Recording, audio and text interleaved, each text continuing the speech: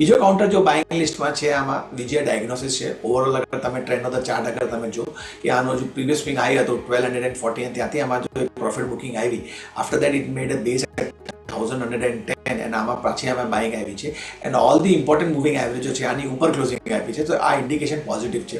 1126ની closing છે. આમાં મારી સલાહ છે કે તમારું 1110 1115ની આસપાસ અગર આ સ્ટોક તમે મળે તો ત્યાં તમે બાય કરી શકો. 1050નો એક સ્ટોપ લોસ રાખીને ચાલો. ઉપરમાં જો ટાર્ગેટની વાત કરું તો ઇમિડિયેટ આનું એક માઇનર હર્ડલ આવે છે 1180નો. અદરવાઇઝ મને લાગે છે ઇટ કેન રીટેસ્ટ તમારું જો પ્રીવિયસ સ્વિંગ હાઈ છે 1250. સો ટાર્ગેટ તમારું 1250નો છે. 1050નો સ્ટોપ લોસ બાઇંગ તમારી 1110ની આસપાસ આવી છે. બીજો જો કાઉન્ટર છે, થર્ડ કાઉન્ટર જો છે બાઇંગ લિસ્ટમાં તમારું એસ્ટ્રા ફાર્મા છે. અગર તમે ઓવરઓલ ચાર્ટ પણ અગર તમે જો તો બાઇંગ આવી છે with volume breakout. Base formation છે તમારું 6300ની આસપાસ અને આની પછી આમાં જો બાઇંગ છે કન્ટિન્યુઅસ બાઇંગ આવી છે.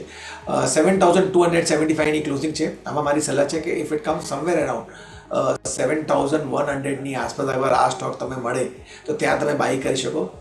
સ્ટોપ લોસ રાખો તમે 6850નો એન્ડ ઉપરમાં આગળ ટાર્ગેટની વાત કરું તો તમારો ટાર્ગેટ 8000 પ્લસનો આવે છે. ટાઈમ ફ્રેમ અગેન ત્રણેય કાઉન્ટરનો time frame at least for 1 week તમે રાખી શકો.